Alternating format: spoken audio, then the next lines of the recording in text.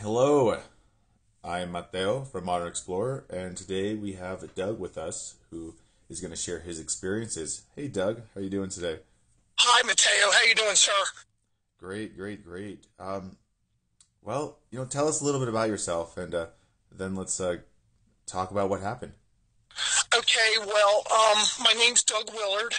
I'm 59 years old and grew up. I was born in Pennsylvania, grew up in the woods, hunting and fishing.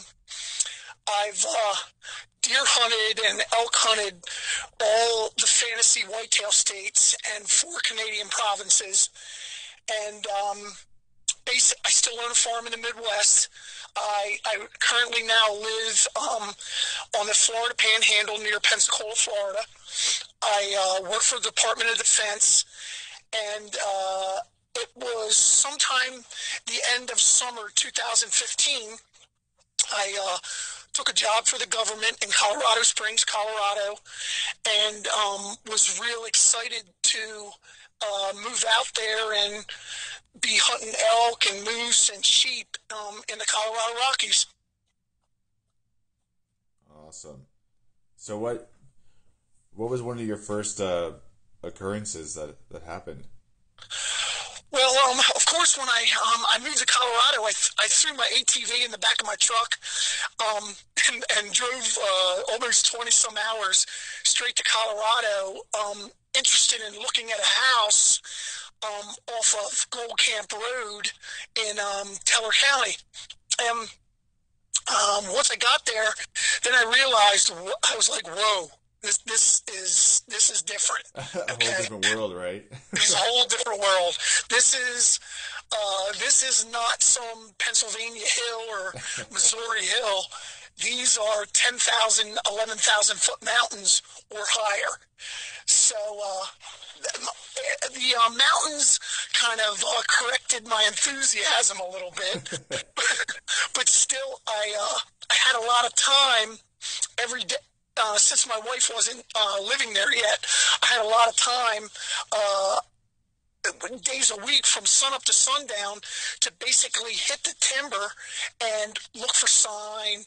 It was just an awesome place to be. I can still remember the feeling of being there and like, oh my God, this is my life now. It was one of the best things ever Oh, moving that's there. awesome. Yeah, yeah. So after starting my new job, which was another real eye opener. I worked in Colorado. I worked in Europe, and I eventually, after potentially buying a house in the mountains over by Monument, up along Pike National Forest, I ended up within the next 6 or 7 months, buying a house in Florissant, Colorado, next to the Florissant fossil beds, which is a no hunting area loaded with elk, mule deer, bears, cats, mountain lions, and I will say yes, grizzly bears. There Yeah, are grizzlies there. it's a Yes. beautiful place, like absolutely Yes, beautiful. it Yeah. is. Yes, it is. Actually, it was. I lived in a neighborhood that, if you want to call it a neighborhood, I had 6.5 acres on the top of a mountain there that I would actually have mule deer come in my house. It was like I said, I've got pictures of it, and if you didn't see the pictures, you wouldn't believe it.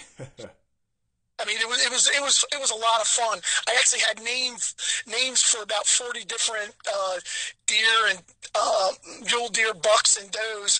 But it was great when I bought my house up there because I could see the backside of Pikes Peak, and I was at, I think, 9,800 feet. So even taking my trash out from my house up the end of the driveway was quite an effort. It was a workout in It itself, was a just to workout. breathe. Yeah, it's a workout. Yeah. So I would say I had so to kind of cut a lot of the stuff out. What I would do is I would just go to new areas every weekend with my wife or by myself and look for elk, look for mule deer, moose, whatever it was that I was interested in. I mean, there's so many places to go, like Aspen, Telluride. If you have to work, it's hard to do because it takes a little bit of time to get there.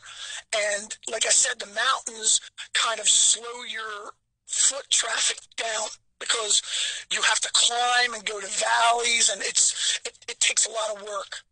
But in one of those trips, me and my wife and the dog went looking for a trout stream up by Deckers. Deckers, Colorado has a stream with world-class trout fishing right there. Fly fishing, I mean, even in the winter time, if you want to call it winter, the winter time, there's people trout fishing in that stream. And we were looking for a stream that we never did find. We never found it. But we ended up in a place called the Lost Creek Wilderness Area. And there was a parking lot, and you have to drive quite a ways to get to where this is. It's not like right down the street. You're back in there, right? Mm-hmm. So we ended up in the Lost Creek Wilderness Area, and when we got home, we started doing Google searches on that area, and the first thing that came up was Bigfoot. I'm like, what? And yeah, that was the first. That was, if you did a search on Wellington Reservoir or Lost Creek Wilderness Area, boom, that's right at the top of the search engine. So then that caused us to start, trying to dig in and like, what's this all about? Well, at the time, my wife, she ended up getting. She's a VA civilian. She ended up getting having to go back east. So I was, left in Colorado for about 6 months doing my thing every weekend. So I had bought a new Toyota TRD 4Runner to get all over the mountains in. So once I took receipt of that 4Runner, maybe like a month later, in the end of February of 16, I just one day threw the dog in the truck, my AR-15, my coyote collar, and headed out there. And Saturday morning, snow on the ground, and it was I just randomly, Mateo, pulled over at a random spot. Now this is a public hunting, if you want to call it is public hunting, but it's so remote that you're not going to see people. It's like I said, the mountains are a limiting factor. The height that you're already at and the effort just to get where you are, cuts a lot of people right out of it. Yeah, absolutely. Yeah. Right. So I ended up putting on some cover scent, getting the dog out, and heading up the mountain. I was actually, I don't want to just say exactly where I was, but I was in the Wellington Reservoir area, okay? Yeah. So I started walking up the mountain, and that's an effort, carrying a gun, trying to keep the dog under wraps. And one of the first things I didn't mention when we talked at first was the amount of bear sign. Like the aspens, like you could barely find an aspen that didn't have bear markings on it, claw marks. Mm-hmm. So I guess pre-hibernation, the bears must stage there, and it looked like something out of a horror movie. And it was encouraging because I wanted a big black bear also. Okay, so I'm walking up this mountain. I'm getting up to 11,000 feet, and there was broken patches of snow and solid patches, and I'm just going up the mountain, just looking. This is not on a marked trail or tourist-like hiker trail. It's nothing like that.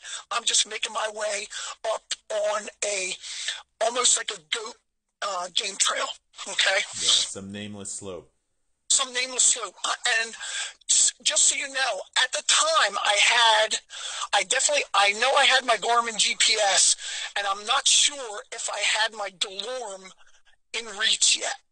And that is a GPS combination safety beacon where you can send texts or emergency messages to the Iridium satellite, to Facebook even, or to law enforcement search and rescue. Because if you get hurt in these areas, there's no telling if anybody would ever find you. It's that kind of a spot, okay? Absolutely. And yeah, so I've got my GPS and making tracks. I'm headed up the mountain, and nothing looks out of place other than the fact that there's no deer sign, no elk sign, other than those bear scratchings on the trees, and they were old, So, making my way up, maybe an hour later, I come across these tracks. They were traveling north to south, and at first I'm like, what am I looking at? There's like 4 or 5 inches of snow on the ground, and the tracks were small, barefoot tracks, and I would say they were like a woman's size 5 shoe, but they had toes, and they were distorted because of the snow there freezing and thawing a little bit, okay? But I actually put my foot next to it, and I took a picture for comparison. And those tracks were lower on the mountain, like I said, headed north to south. And they were not ambling. They were like walking. I followed the tracks for maybe 50 yards to the south, and I turned around and came back to where I originally was and continued up the mountain. Because what I was kind of looking to do is, I was kind of like looking to get up on this bench where I had the wind in my favor and set this coyote call and my little decoy, little Primos decoy I got, out and see if I could call coyotes. So I continue up the mountain, and I eventually, which took me a while, I get up to, it wasn't the tallest peak, but it was a ridge that ran north and south. So I got up there, and I can see another mountain to my east, and it looked like there was, just caves or boulders up on the top of that mountain with a valley between me and the mountain, okay? So I turned south with the dog, and I started making my way maybe 1/8 of a mile. And I sat down and put the decoy out and started it up and started, some mouse squeaks, a couple of coyote howls to see if I could get anything to howl back. Well, I sat there for maybe, I don't know, half an hour, 45 minutes, and the wind was swirly, so the conditions weren't all that great. But I was just having fun. It's Saturday. It was fun to be there. Okay. So now I get the dog and I pick up the collar and I continue to head south down that ridge. Well, I don't know. It wasn't much further than that when the dog goes back down over the ridge a little bit, and I have to go down there and chase him. He's a Welsh Corgi, and he found a dead elk. Now, I looked at the elk. It wasn't a bull or anything, and nothing. It had been there and been eaten on, but nothing looked out of place other than your typical dead deer, which I find all the time, or a dead elk. Nothing looked out of place. So I go back up to where my original track was, so I can continue heading south. And now to my left is the shaded side of the mountain I'm on. So there's no sun down in that valley. So I'm continuing along, and I drop down into the valley, into the darkness a little bit, and I'm looking down the bottom. But I did remember this, Mateo. I did have fresh coyote tracks that came to me, 2 sets. So maybe I called these coyotes in, but they smelled me and busted. because I never saw the coyotes, but it was brand new, fresh canine tracks. So I did see that. Now I'm on the shaded side of the mountain. I'm headed south when I come up and I can see these tracks coming from my right, which would be west, headed east. And I come up to the tracks, and it was a trackway. It wasn't one track. And now the snow over here is harder and deeper because it's in the shade. So I come up to the tracks, and I'm looking at them, and I'm like, what? No way. So I backtracked to where these tracks came from, back toward the west. It was going west to east. I backtracked to see what it was, where it had come from, just a little bit, and turned around and came back and headed and started following it. But where I was, Mateo, I actually had a 4G Verizon signal right there. So I took pictures of the tracks, and I texted my wife and actually called her on the phone. I said, look at that text. You tell me what you see. And she was like, oh my God, look at the toes. And I'm like, yep. And she was like, how old are they? And I was like, 2 or 3 days max, because they're on the shaded side. So they haven't been freezing and thawing. And it was definitive what the toes and the foot looked like. 2 feet, 18, 19 inches long, really wide, and headed, purposely. This thing wasn't just wandering. It was headed somewhere, like it was on a hump, okay? So I started following it, and I'm following it. I followed those tracks down that valley and started up the other side. Like I said, I don't want to say exactly pinpoint where I was. So now I'm on point. Even though I have an AR and a pistol with me, I wasn't scared, but still looking at those tracks, now I'm like, I've never seen anything. Ever seen anything in any Canadian province, any state I've ever been. I've hunted Indian reservations in Saskatchewan. I've spoken to the Indians. They laugh. They've laughed when I've ever brought up the word Bigfoot. Okay. Yeah. So now it's maybe 2:30, 3 o'clock. And you know, Mateo, when you're there, and for anybody listening to this that doesn't live there, when you see clouds in a place like that, it can be a blizzard. Yeah. Mateo, it can be a blizzard, and it can be life-threatening if you're not prepared, okay? Now, in my backpack, I've got road flares, I've got a safety blanket, I've got a flare gun, a whistle, and of course I got that DeLorme. So if anything happens to me, I can at least hunker down. You know what I mean? Yeah. I can start a fire with those road flares in anything, So, and of course I've got a couple flashlights and extra ammo for the AR. It was a 223 and my Glock 45. So the dog's soaked, I'm soaked, and I've seen enough, but I know exactly where I was. So now I follow the tracks. Oh yeah. Just before I turned around and headed back, like I said, this thing was headed in a straight line. I found where it stopped and it urinated, just like a deer would do. It was purposely. It was headed east. It turned to the south. Looks like it stood there and it urinated and it sprayed, like I guess like it was a male. Not like if it was a buck, a buck will squat a little bit, or a doe. But I got the impression it would have been like a man would have done.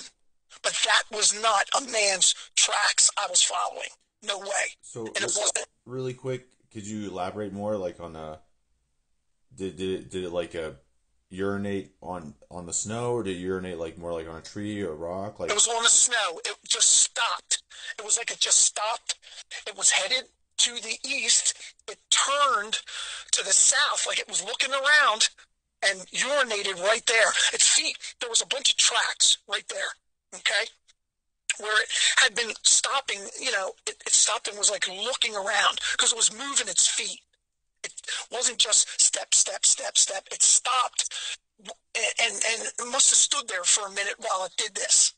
But it was sprayed, and So like I said, so like was it look like it was relieving itself, or like it was leaving like a marker? You know how like when we go to the restroom, we're just trying to like relieve ourselves versus like when a it dog was. is just I trying to think leave it their was. territory. I think it was just a relieve yourself thing because, being a deer hunter, I'm really good at making fake scrapes and just really annoying mature bucks because they think a new guy is on the block and it just drives them nuts. I've been successful at doing that for a long time. This thing just stopped and relieved itself. That's all it did. That wasn't a marker. It didn't like go up to a tree where a canine or like it spray a tree. No, it just stopped randomly. It, it wasn't next to a tree. But from the looks of the tracks, it looks like it looked around first, made sure it was probably in a safe spot Yeah, before, because you're in a I vulnerable got spot when you relieve yourself, so yeah, I got the impression it was moving its feet. It was like it was shuffling its feet. It wasn't. oh, okay. You know So it what I could mean? It spray was all over turning the around. place. Yeah, it was looking, so it sprayed around. You know? Oh, so what it was looking as it was going to the restroom, Yes. and It was so it was it moving was its feet as it was doing it. okay, okay. Okay. So, like I said, I'm now down the valley. There's a valley there, and I'm starting up the other side. And when I say the other side's 2,000 feet above me, and pretty steep. So this is not the time to try to get up there with one guy, and it's late in the day. No, there's no QRF coming to get me. It's Yeah, me. yeah, You know what that's I for mean? sure. It's me. So like I said, I turn around, I come back, I head back down the mountain. I double timed it down that mountain, and I got out of there. But after that, then I started making some phone calls. After it's like, what the heck did I just see? What? I don't know, man. I don't know. But I do know this: that area had no wildlife, like elk, negative, deer, other than those coyote tracks and the aspens. They used to do it at my house in Florissant. Other than those aspens being scratched up, I was surprised there was very little wildlife there at all. That was my gut. I wouldn't have hunted there if I was looking for a place to hunt. It was like they were unusually pushed out of the area that you'd expect to see them I in. now knowing what I knew then, I didn't know anything. But later on, I come to learn other things by talking to people that they have been known to be in that area for years, and there's people in the know that know they're there. Okay, which now, like I said, my wife was gone for 6 months, so now it's breaking springtime. Not, long after that, I had to work. I get busy, so I had a plan, which I did do. I came back with 4 trail cameras, 4 good trail cameras. I didn't bring the dog. I went in there with peanut butter, sardines, cat food, any kind of stinky food I could get to try to put in front of these cameras down in that valley to see if I could get just a picture of something. So I went in there, I put the cameras up, and left, and didn't come back for like 3 months. And the whole time I'm wondering, some shed hunter or some hiker or somebody's going to find those cameras and steal them. Even though I hide cameras, I didn't just put them where anybody, there's a camera kind of a thing. Yeah. They were hidden well. Yeah, I actually climbed up some branches, mounted the camera maybe 7 feet off the ground, and faced it down at an angle with putting some sticks behind the camera to get it at an angle. So if anything tall would have been there, it would have been, that camera would have been like face eye level with it, you know.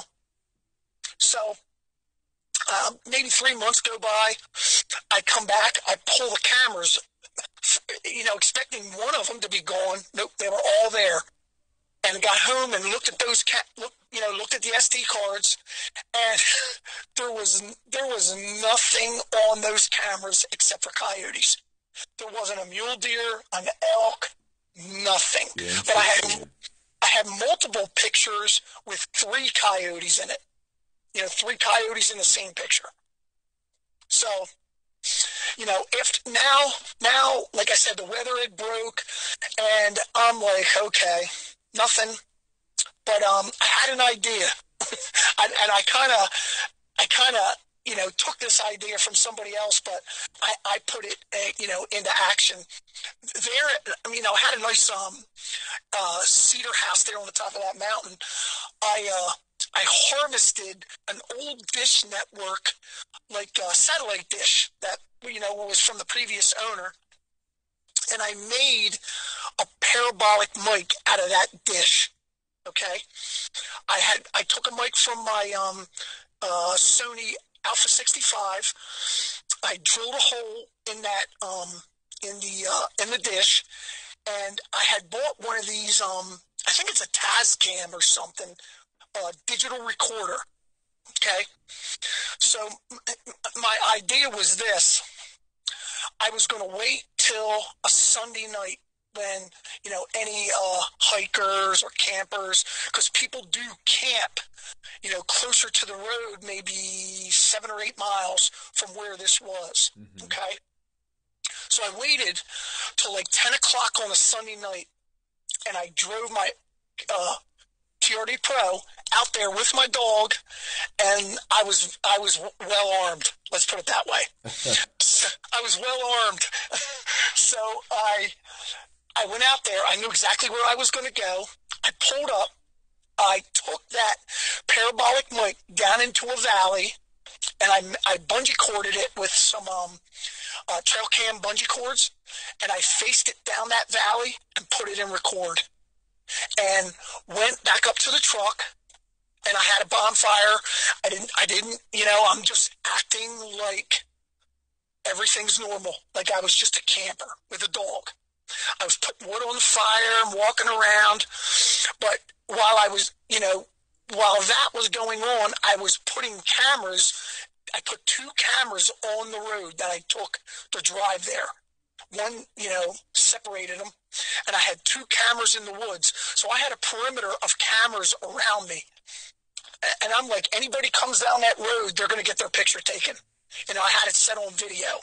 And these trail cameras are lights out, meaning that when they activate, keep in motion, there's no red light. It's a black flash. Okay, I probably have 40 trail cameras right now. Okay, it was a black flash because I don't want an animal to see that red flash, or a person. Okay, mm-hmm. So I spent the night there, and I did not hear a sound. Okay, and Mateo, I don't think I could sleep for 5 minutes. I was just on edge. The dog wouldn't sit still. I couldn't sleep, and I couldn't wait for the sun to come up, And when it got late, I pulled the sound recorder and the dish, threw everything in the truck, and drove home. Yeah, because anticipation, right, of hoping that you might have gone something. Yeah, and I didn't even hear a coyote, a car. There was nothing. But let me tell you why I did that. So I won't name who, but a guy told me that if those things are curious, and if you go and stay there for any number of days and just act normal, just do whatever normal campers do, they will come to you. So I wasn't making any calls. I'm not a researcher, Mateo. I'm not an investigator. I'm just a hunter and a guy who likes being in the woods. That's it. I'm I am not out looking for these things. I'm not. But once I found some evidence, then of course my curiosity went up. You know, what the heck was I just looking at? You know. Yeah, absolutely. I understand that. Like that's normally the impetus and incentive to want to learn more. Like what's out there with you when you're out in the woods. Yeah, I mean, back closer to home. I mean, in your stomping grounds, let's say the west side of the peak. I have a friend from the military. He has a 35-acre ranch there in a log house right there. Okay, so I was going into that road where that little campground is there a lot, and going up on that side of the peak looking for elk. And I spent a lot of time in there, and it was a dud. And me and my wife had even looked at a 35-acre lot in that gated community, which the owner said that good elk were there all the time. And this was on the bottom of the peak. It's actually Divide, Colorado, is where it is. When I came to Colorado, and anybody that has like a four-wheeler, Colorado has a place called the Collegiate Peaks. I think it's 514ers where you could take your ATV and you could drive to the top of a 14,000-foot mountain and go to abandoned gold mines, ghost towns. I mean, it's literally unbelievable. I mean, my wife actually has panic attacks, Mateo. She has to close her eyes, going over Independence Pass. The speed limit is 10 miles an hour on a hard-top road. And if you don't like heights, it's intimidating, because if you go over the side, you're going to be in trouble. Mm-hmm. So I was going to any area where I could get an over-the-counter tag, and or with a couple of points in a draw for elk, or a sheep or a moose takes a long time, but elk primarily, I could be into good elk. So I actually ran out of options. I mean, I wasn't going to hunt the deer and elk on my own property because they were like my pets. So ultimately, that caused me to look further south in Colorado, which I did do. I did find another area.